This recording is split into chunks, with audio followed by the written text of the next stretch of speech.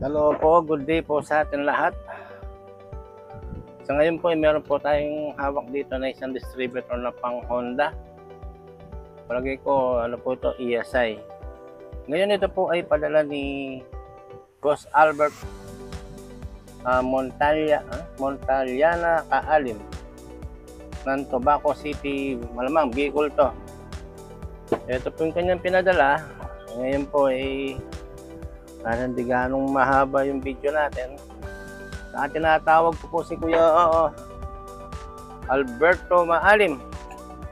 Hindi ko po makontak para sana makita niya kung paano ko ma-diagnose to. Ngayon gagawin po natin ay manonoodin na lang niya sa YouTube. Okay. Ito po, kakalasin muna natin ang kanyang rotor. Pinadala po niya, wala na siyang takip, wala siyang distributor cap. Okay, ngayon nakakalasin natin ang kanyang inner cap.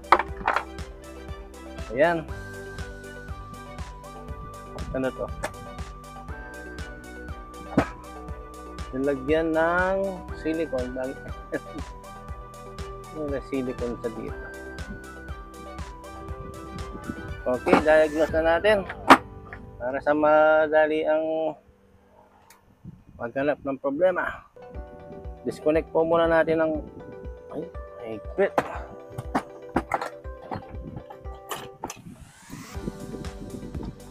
Yun. Ito pa. Yun. Didisconnect po muna natin kanyang ignition coil para malaman natin kung alin sa component niya ang malfunction or busted. Ang Honda po ay may 5 component. Mula po ng firing 1, firing 4, rapid fire, ignition coil at ICM. Okay? Itatap po tayo sa Honda connection dito sa system niya ng Honda. Yan. Unahin na po natin kanyang mga pulser sender. Connect tayo dito. Ipipihit ko po to. Gaganyanan lang natin yan. Makikita po natin, mag-spark siya dito. Palagay ko ito po yung single pair natin. Power on. Pack. Ipihit. Meron siya. Kung mapapansin nyo, may madilig naman natin. Isang ikot, isang putok po yan. Yun. Yun. Buhay po ang kanyang firing 1.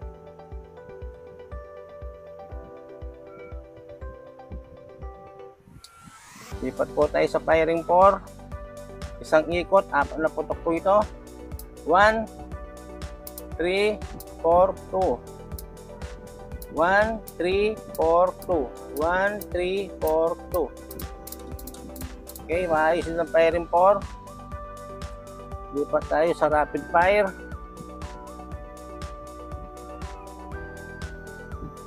Rapid fire. Okay. Maayos din ang rapid fire. Ngayon po ay gagawin naman tayo sa kanyang lipat natin ang cable connector natin dito sa kabila. Okay.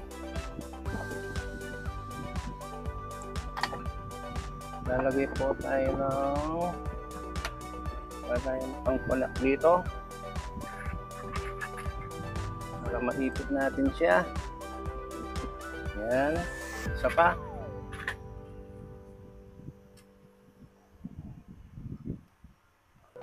Yan. Ito yung positive, negative. Tutok natin yung bridge. Ito yung kanyang tulay. Tagahigop ng spark. Okay? Start. Naka-power on na pala.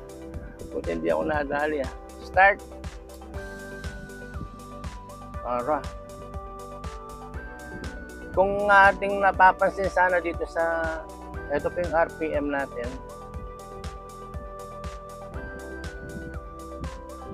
Gumagalaw po yung RPM pero wala po siyang output. Ibig sabihin, ang problema ng distributor ni Kuya Albert Montaliana Kaalim ay ignition coil po yung walang output. Hindi ko lang natanong sa kanya Hindi ko siya na-verify kung anong problema ng ano niya. Hindi ko lang kung gumagana pa to o talagang busted na siya dahil wala tayong makikita ng spark dito sa coil. Kaya teka lang, kuha tayo ng isang pyesa ko para mapakita natin. Ipakita ko yung pyesa ko na active po yan. Okay, wait lang. Ito po yung pyesa na Honda PT2. PT2 po yung code niyan. Ayan.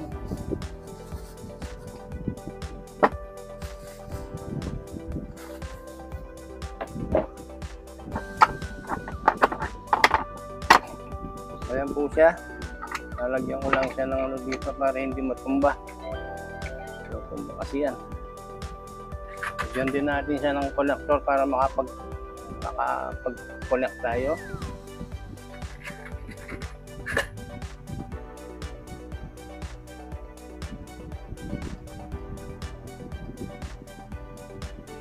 Okay. Ayan. Ililipat lang po natin kung saan ko tinanggal yung kulay black. Dun din sa pwesto niya. Ayan po. Sunod natin yung red. Dito sa kabila. Lilipat naman natin ng bridge. Ayun po, tingnan natin. Ayan. Pa-power on lang na po natin yan. Tira. Ayun. Diba may output po yung sa atin. Sana nadidinig naman natin. Anyway, yun, natumbok na po natin ang problema ng distributor ni Kuya Albert. Maalim ng taga Tabaco City, Bicol. Dahil hindi ko siya makontak para sana makita niya kung paano ko na-diagnose. If may YouTube naman tayo, hindi ko naman po ine-edit yan. Okay? Ayan, nakita natin na ignition coil po ang problema ng distributor ni Kuya Albert. Okay? Ngayon po, kahit na nakita natin ang trouble, check din po natin ngayon yung kanyang ICM. Ito po yung kanyang ICM or baby computer. Po-connect po tayo dyan. Yun po yung ulit ko, ignition coil pong nakita natin problema niya. Papalitan ko lang naman yung coil nito. Pero dapat ito pong baby ay yung ICM niya to, gagana po. Sabihin ko, dahil naman pag nag-aayos ako, laging isa na naman nakikita kong trouble. Okay. Okay. ICM. Dito tayo. Pupulik tayo dyan at isa sa zero ground. Okay. Yan na. Dito po natin titignan kung ito pong baby computer niya o ICM ay active. Okay. Tirahin na yan. Power on. Manual. Ayun, gumagana rin. Ayan po. ICM po yung kinatesting natin dyan. Ito, nakakonect po siya. Connected po yan.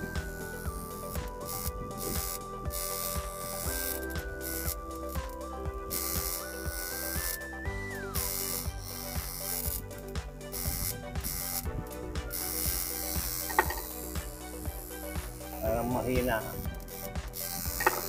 Ngayon ko lang, 3,000 RPM, 3,000 natin, normal speed. Kuha ko lang isang pyesa ko, i-compare natin. Sa dami ng pyesa ko po rito, hindi po problema yung ICM ng Honda. Check natin siya.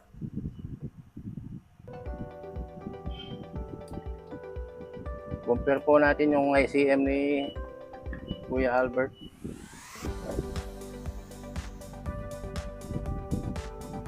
Connect tayo dyan.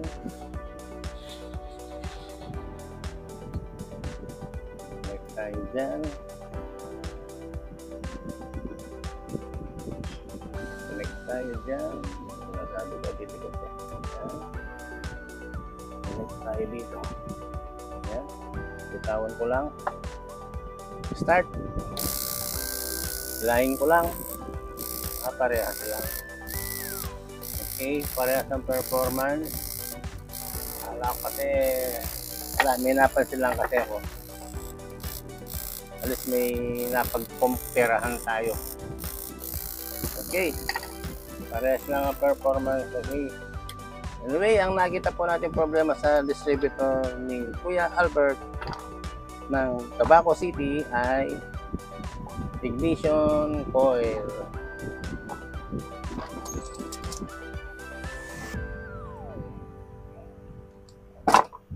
Tatanggalin po natin yan.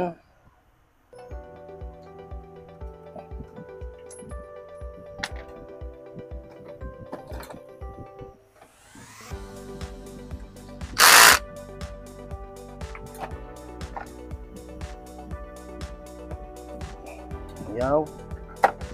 Shock natin.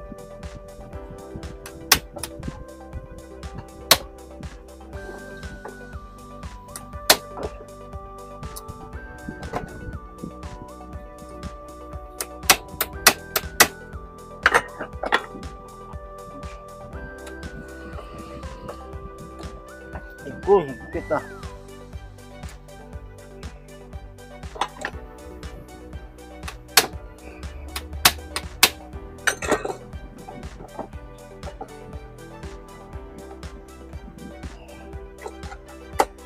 Nakakalas din.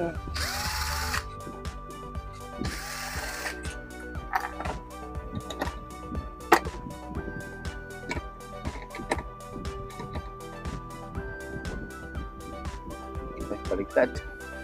Yari. Wow, mali ako doon.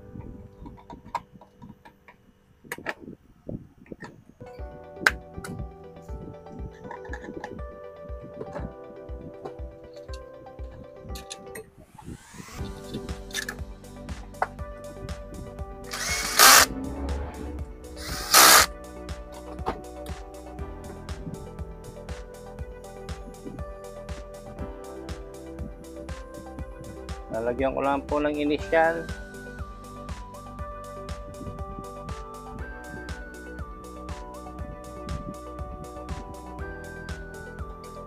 Okay, BBD.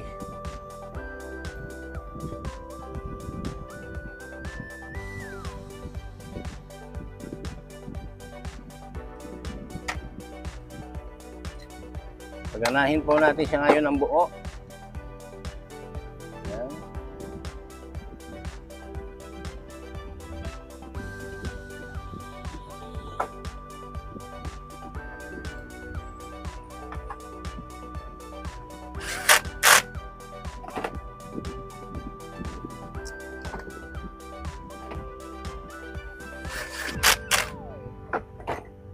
Okay, set po natin siya.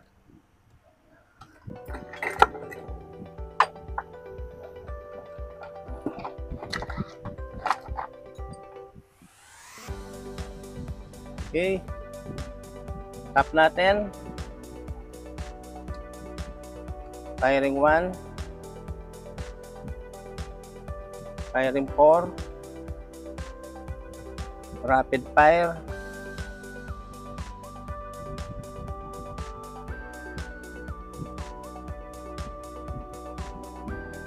ECU sensor.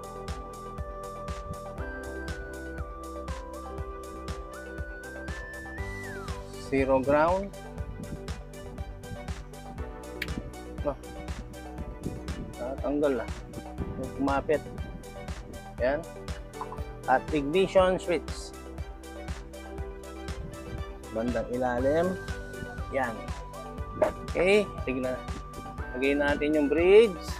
Tulay. At tagahigop. Okay. Tanggalin na natin yung mga connector. Okay. Yan, at nakikita natin. Final testing. Start. Camera on. Manual muna natin. Dahil sama-sama na po lahat ng kanyang component. Manual natin. Yun, meron na. Ayun. Meron na po siya. 3,000 RPM. Okay. Okay. Dahil hindi pinadala ni Kuya Albert ng kanyang distributor cap, okay lang naman yan kasi nakikita naman natin na hindi ko lang problema yan. Ayan po, lahat dala na po mong distributor ng ating na ayos na nanggaling pa ng Tabaco City, Bicol. Yan po ay padala ni Albert Maalim Montaliana. Yun po, muli ito po si Beach Batak at nagsasabi sa inyo ng magandang morning. Okay, yun lang po at salamat.